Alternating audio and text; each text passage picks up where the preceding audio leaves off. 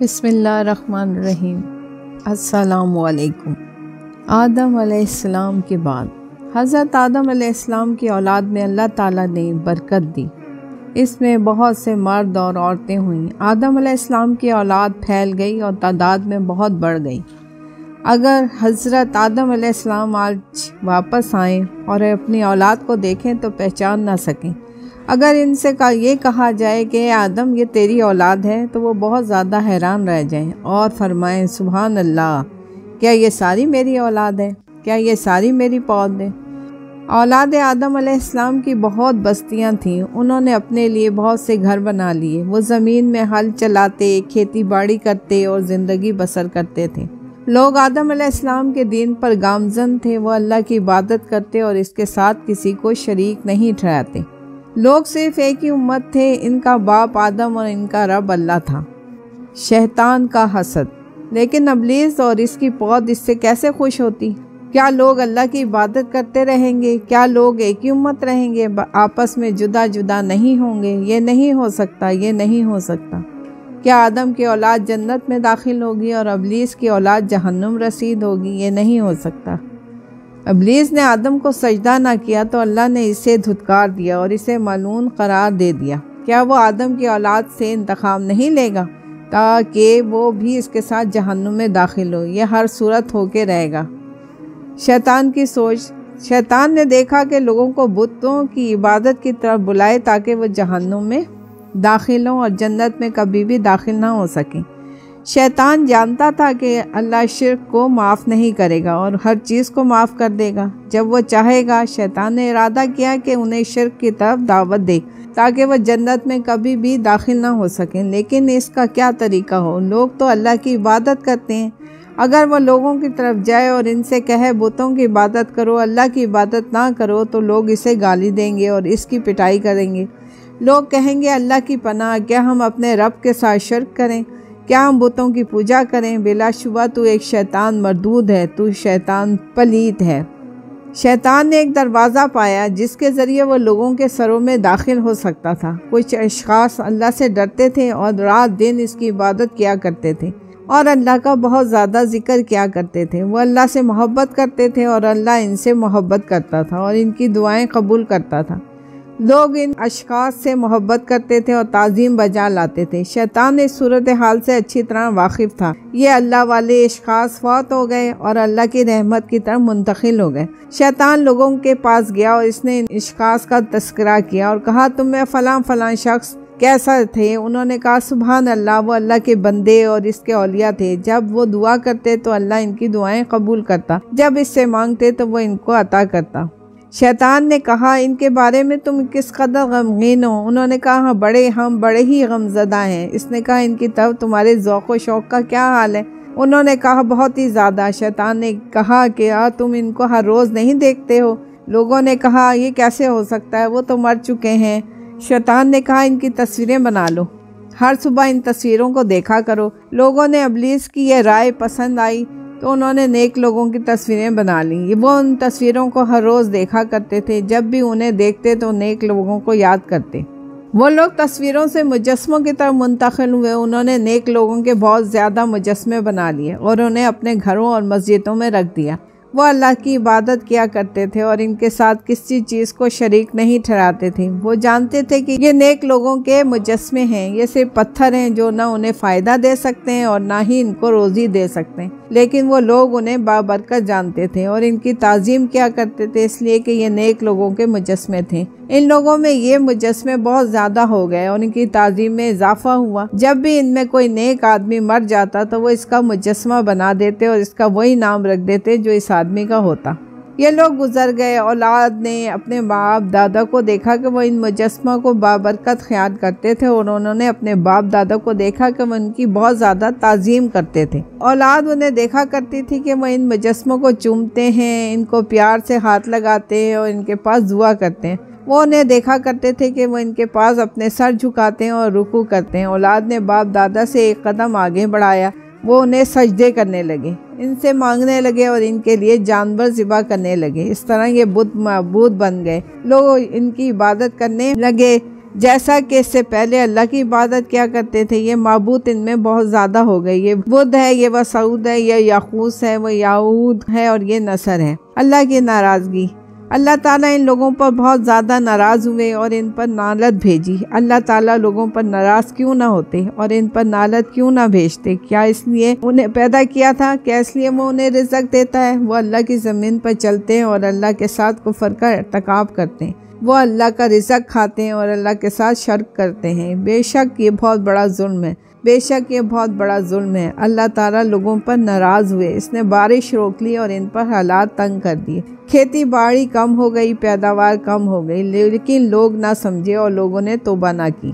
اللہ تعالیٰ نے چاہا کہ ان کے پاس انہیں میں سے ایک شخص کو رسول بنا کر بھیجے، وہ ان سے بات کرے اور انہیں نصیحت کرے۔ اللہ ایک ایک سے بات نہیں کرتا، اللہ ہر کسی سے مخاطب نہیں ہوتا کہ وہ اسے کہے کہ تم اس طرح کرو، تم اس طرح کرو۔ بادشاہ ایک ایک سے بات نہیں کیا کرتے، بادشاہ ہر ایک کے پاس نہیں جاتے کہ وہ اسے کہیں تم اس طرح کرو۔ بادشاہ انسانوں کی طرح انسان ہے، ہر کوئی قدرت رکھتا ہے کہ انہیں دیکھے اور ان کی بات سنے، اور کوئی بھی اس بات کی قدرت نہیں رکھتا کہ وہ اللہ کو دیکھے، اس کی بات سنے اور اس سے باتیں کرے۔ کوئی بھی اس عمل پر قدرت نہیں رکھتا مگر اللہ جس سے چاہے اور جب چاہے۔ اللہ نے ارادہ کیا کہ لوگوں کی طرف ایک رسول بھیجے، وہ ان سے باتیں کرے اور انہیں نصیحت کرے۔ اللہ نے چاہا کہ رسول انسان ہو اور وہ لوگوں میں سے ایک ہو، لوگ اسے پہچانتے ہوں اور اس کی بات سمجھتے ہوں۔ اگر رسول فرشتہ ہو تو لوگ کہیں گے ہمارا اس کا کیا واسطہ، وہ فرشتہ ہے اور ہم انسان ہیں، ہم کھاتے پیتے ہیں، ہمارا خاندان ہے اور ہماری اولاد ہے، ہم اللہ کی عبادت کیسے کریں؟ جب رسول انسان ہوگا وہ کہے گا میں کھاتا پیتا ہوں، میرا خاندان اور اولاد ہے، میں اللہ کی عبادت کرتا ہوں، تو تم اللہ کی عبادت کیوں نہیں کرتے؟ اگر رسول فرشتہ ہوگا تو لوگ کہیں گے تجھے پیاس نہیں لگتی اور نہ ہی بھوک، تو بیمار نہیں ہوتا اور نہ ہی تجھے موت آئے گی، تو اللہ کی عبادت کرتا ہے اور اسے ہمیشہ یاد رکھتا ہے۔ ہم انسان ہیں، ہمیں پیاس لگتی ہے اور بھوک بھی، اور ہم بیمار ہوتے ہیں اور ہم مریں گے بھی، تو ہم اللہ کی عبادت کیسے کریں اور اس کا ذکر ہمیشہ کیسے کریں؟ جب رسول انسان ہوگا وہ کہے گا میں تم جیسا ہوں، مجھے پیاس لگتی ہے، بھوک بھی لگتی ہے، میں بیمار بھی ہوتا ہوں اور مجھے موت بھی آئے گی، میں اللہ کی عبادت کرتا ہوں اور اسے یاد کرتا ہوں، تو تم اللہ کی عبادت کیوں نہیں کرتے اور اسے یاد کیوں نہیں کرتے؟ لوگوں کی بات کٹ جائے گی اور وہ کوئی عذر نہیں پائیں گے۔ اللہ نے ارادہ کیا تو نوح علیہ السلام کو اس کی قوم کی طرف پیغمبر بنا کر بھیجا۔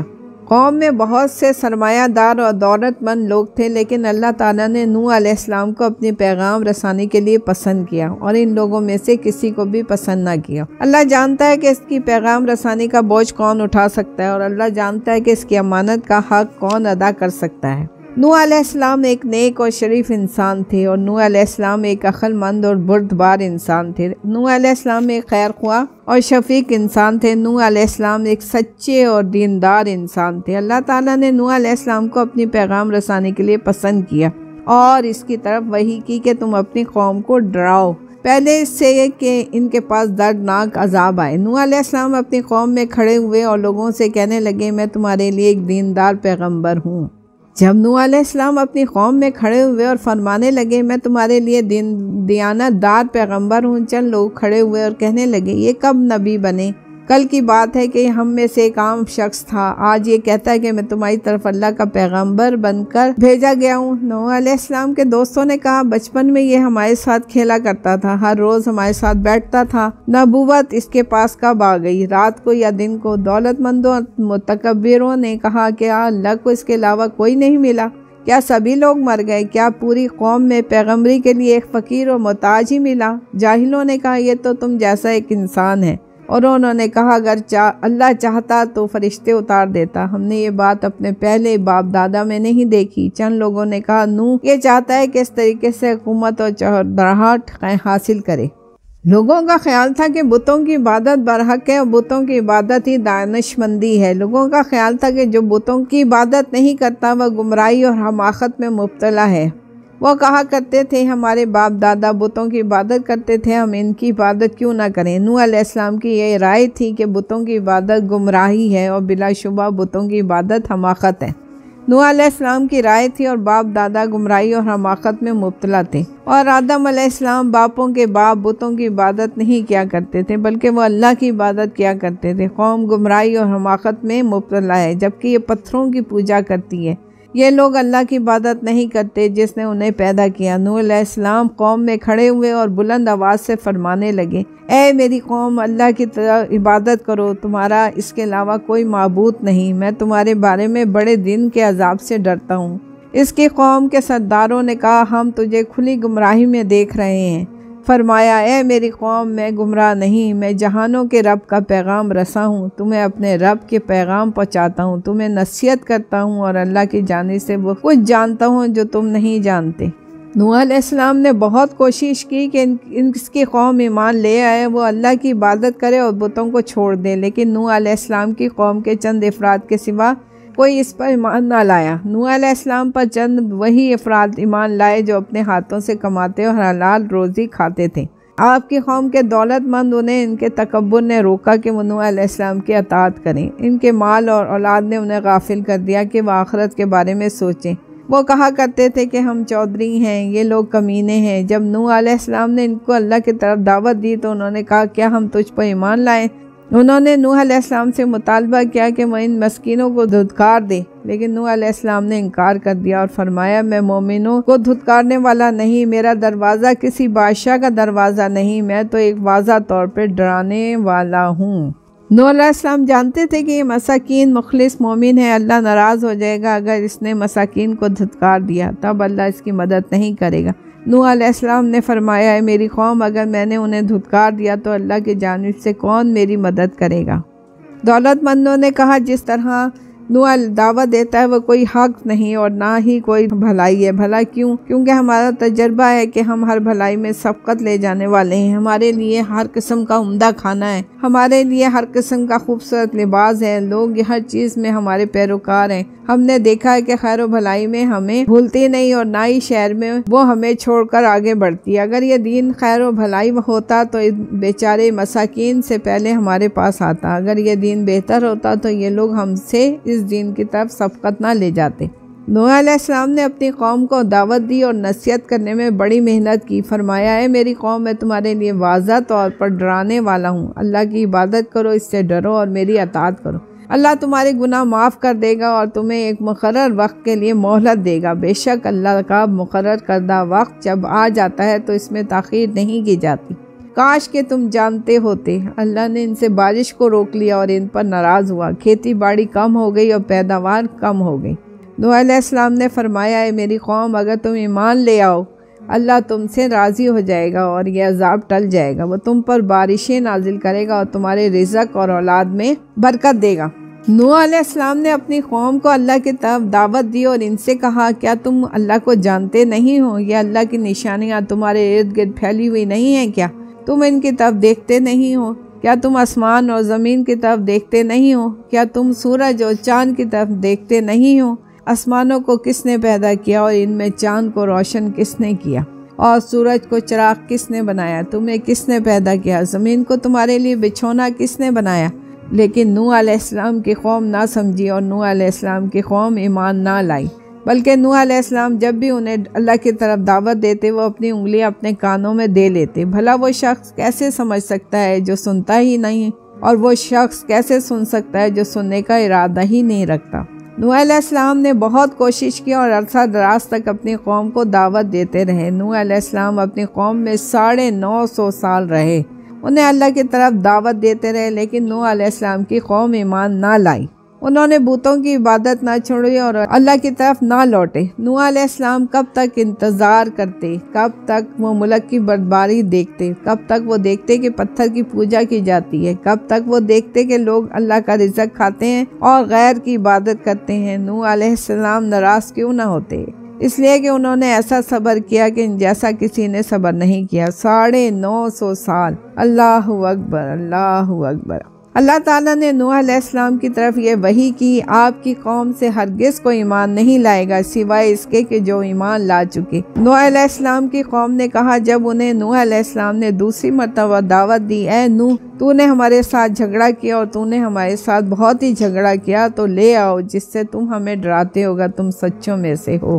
نوح علیہ السلام اللہ کے لیے ناراض ہوئے اور ان لوگوں سے مایوس ہوئے اور کہا، الہی روئے زمین پر کسی ایک کافر کو نہ چھوڑ، اللہ تعالیٰ نے نوح علیہ السلام کی دعا کو قبول کر لیا اور ارادہ کر لیا کہ اس کی قوم کو غرق کر دے گا، لیکن ایسے ہی اللہ تعالیٰ چاہتا ہے کہ نوح اور اس کی قوم بچ جائے، تو نوح علیہ السلام کو حکم دیا کہ ایک بڑی کشتی بنائے۔ قوم نے اسے اس مشغلے میں دیکھا تو انہیں شغل مل گیا۔ لوگ نوح علیہ السلام سے مذاق کرنے لگے، اے نوح یہ کیا ہو رہا ہے، تم بڑائی کب سے بن گئے؟ کیا ہم تجھے نہیں کہا کرتے تھے کہ ان کمینوں کے پاس نہ بیٹھا کرو، لیکن تم نے ہماری بات نہ سنی، تم بڑائیوں اور لوہاروں کے پاس بیٹھے تو بڑائی بن گئے۔ اے نوح یہ کشتی کہاں چلے گی؟ تیرا ہر کام ہی عجیب ہے، کیا یہ کشتی ریت پہ چلے گی یا پہاڑ پر چڑھے گی؟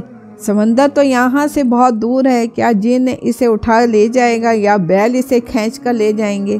نوح علیہ السلام یہ سب کچھ سنتے اور صبر کرتے، اس سے بھی زیادہ ترش سنا پھر بھی صبر کیا، لیکن کبھی کبھی اپنے آپ انہیں یہ بات کہا کرتے تھے، اگر تم ہم سے مذاق کرتے ہو تو ہم بھی تم سے مذاق کریں گے جیسا کہ تم مذاق کرتے ہو۔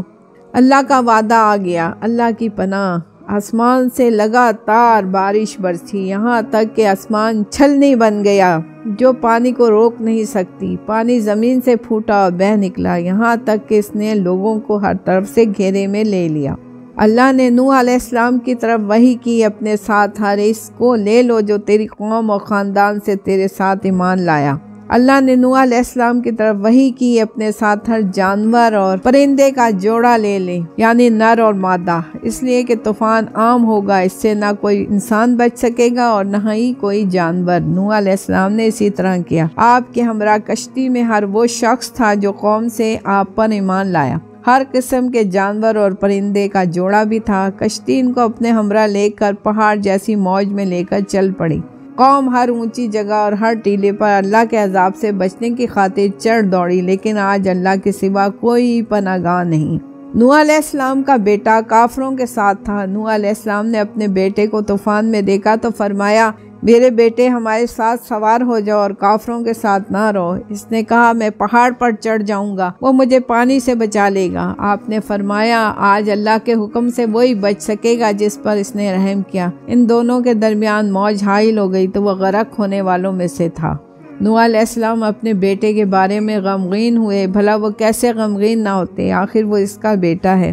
نوح علیہ السلام نے چاہا کہ ان کا بیٹا قیامت کے دن جہنم کی آگ سے بچ جائے، جبکہ وہ کل پانی سے نہیں بچ سکا۔ بلا شبہ آگ پانی سے زیادہ سخت ہوتی ہے۔ کیا اللہ نے نوح علیہ السلام سے وعدہ نہیں کیا تھا کہ وہ اس کے خاندان کو بچا لے گا؟ کیوں نہیں، اللہ کا وعدہ برحق ہے۔ نوح علیہ السلام نے ارادہ کیا کہ اللہ کے حضور اپنے بیٹے کی سفارش کریں۔ نوح علیہ السلام نے اپنے رب کو پکارا اور کہا، میرا بیٹا میرے خاندان سے ہے، تیرا وعدہ برحق ہے اور تو سب حاکموں سے بڑھ کر حاکم ہے، لیکن اللہ خاندانوں کی طرف نہیں دیکھتا بلکہ اعمال کی طرف دیکھتا ہے۔ اللہ مشرکوں کے بارے میں سفارش قبول نہیں کرتا۔ مشرک نبی کا خاندان نہیں ہوتا، اگرچہ وہ اس کا بیٹا ہی کیوں نہ ہو۔ اللہ تعالیٰ نے نوح علیہ السلام کو اس بات پر تنبیہ کی اور فرمایا، اے نوح، وہ تیرے خاندان میں سے نہیں، اس کا عمل نیک نہیں، مجھ سے سوال نہ کرنا جس کا تجھے علم نہیں۔ میں تجھے نصیحت کرتا ہوں کہ کہیں تم ناواقف نہ رہ جانا۔ نوح علیہ السلام متحد ہو گئے اور اللہ سے توبہ کی اور کیا، میرے رب، میں تیرے حضور پناہ چاہتا ہوں کہ میں تجھ سے وہ کچھ مانگوں جس کا مجھے علم نہیں۔ اگر تو نے مجھے نہ بخشا اور مجھ پر رحم نہ کیا تو میں خسارہ پانے والوں میں سے ہو جاؤں گا۔ جب وہ کچھ ہو گیا جس کا اللہ نے ارادہ کیا تھا، کافر غرق ہو گئے اور آسمان تھم گیا اور پانی اتر گیا، کشتی جودی پہاڑ پر ٹھہر گئی اور یہ کہہ دیا گیا، ہلاکت ہو ظالم قوم کے لیے۔ کہا گیا ہے، نوح سلامتی کے ساتھ اتر جاؤ۔ نوح علیہ السلام اترے اور کشتی والے اترے اور کشتی پر سلامتی کے ساتھ چلنے لگے۔ نوح علیہ السلام کی قوم کے کافر ہلاک ہو گئے اور آسمان و زمین ان پر نہ روئے۔ اللہ تعالیٰ نے نوح علیہ السلام کی اولاد میں برکت عطا کی، وہ زمین پر پھیل گئی اور زمین بھر گئی۔ ان میں بہت سی قومیں ہوئیں، ان میں بہت سے انبیاء اور بادشاہ ہوئے۔ جہانوں میں نوح علیہ السلام پر سلامتی ہو۔ جزاک اللہ۔